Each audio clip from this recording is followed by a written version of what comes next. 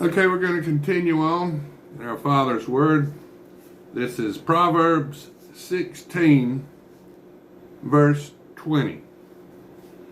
He who heeds the word wisely will find good, and whoever trusts in the Lord, happy is he. The wise in heart will be called prudent, and sweetness of the lips increases learning. Understanding is a wellspring of life to him who has it, but the correction of fools is folly. The heart of the wise teaches his mouth and adds learning to his lips. Pleasant words are like a honeycomb, sweetness to the soul and health to the bones. There is a way that seems right to a man, but its end is the way of death. The person who labors for himself, for his hungry mouth drives him on. An ungodly man digs up evil, and it is on his lips like a burning fire. A perverse man stows strife, and a whisperer separates the best of friends. A violent man entices his neighbor and leads him in a way that is not good. He winks his eye to devise perverse things. He pursues his lips and brings about evil.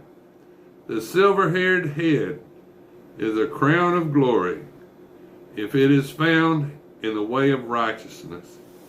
He who is slow to anger is better than the mighty, and he who rules his spirit than he who takes a city. The lot is cast into the lap, but in every decision is from the Lord. Now this is Proverbs 17, chapter 17. Better is a dry morsel with quietness than a house full of feasting with strife. A wise servant will rule over a son who causes shame, and will share an inheritance among the brothers. The refining pot is for silver, and the furnace for gold. But the Lord tests the hearts. An evildoer gives heed to false lips. A liar listens eagerly to a spiteful tongue. He who mocks the poor reproaches his maker. He who is glad at calamity will not go unpunished. Children's children are the crown of an old man, and the glory of children is their father. Excellent speech is not becoming to a fool, much less lying lips to a prince.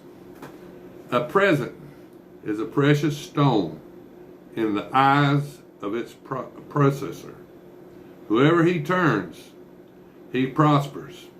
He who covers a transgression seeks love, but he who repeats a matter separates friends. Rebuke is more effective for a wise man than 100 blows on a fool. An evil man seeks only rebellion. Therefore a cruel messenger will be sent against him. Let a man meet a bear robbed of her cubs rather than a fool in his folly. Whoever rewards evil for good, evil will not depart from his house. The beginning of strife is like releasing water.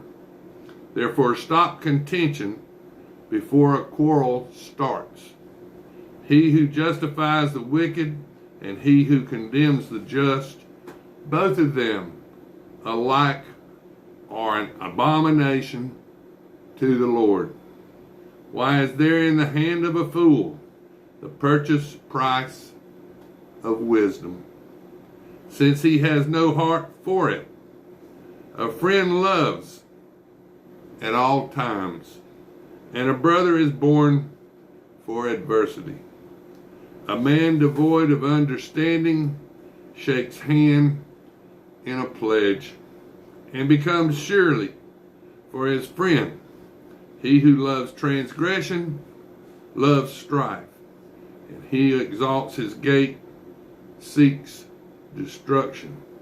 He who has a deceitful heart finds no good, and he who has a perverse tongue falls into evil. He who begets a scoffer does so to his sorrow, and the father of a fool has no joy.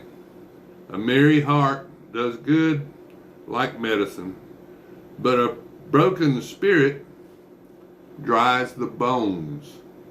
A wicked man accepts a bribe behind the back to pervert the ways of justice.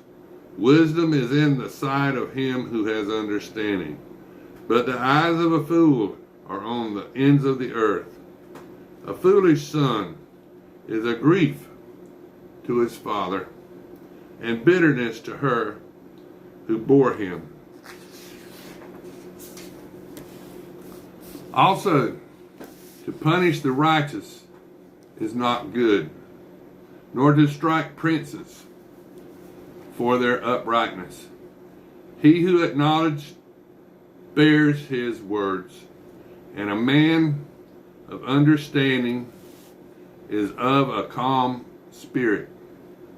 Even a fool is counted wise when he holds his peace. When he shuts his lips, he is considered perceptive.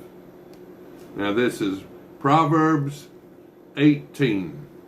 A man who isolates himself seeks his own desire.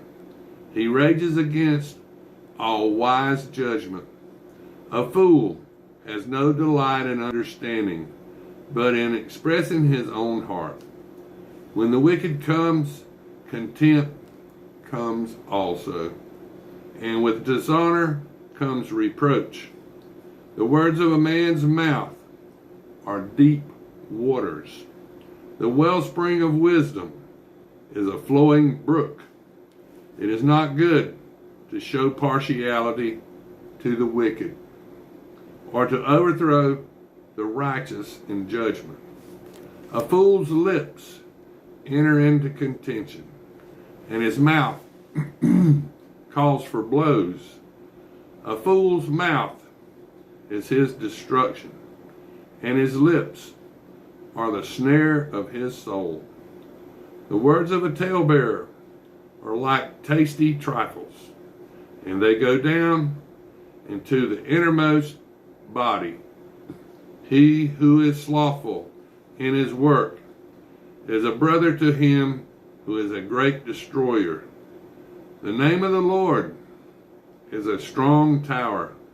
The righteous run to it and are safe. The rich man's wealth is his strong city, and like a high wall in his own esteem.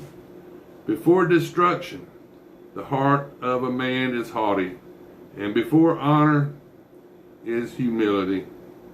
He who answers a matter before he hears it is folly and shame to him. The spirit of a man will sustain him in sickness, but who can bear a broken spirit? The heart of the prudent, knowledge, and the ear of the wise seeks knowledge. A man's gift makes room for him and brings him before great men.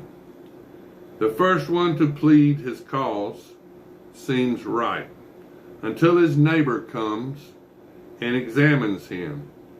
Casting lots causes contentions to cease and keep the mighty apart. A brother offender is harder to win than a strong city, and contentions are like the bars in a castle. A man's stomach shall be satisfied from the fruit of his mouth,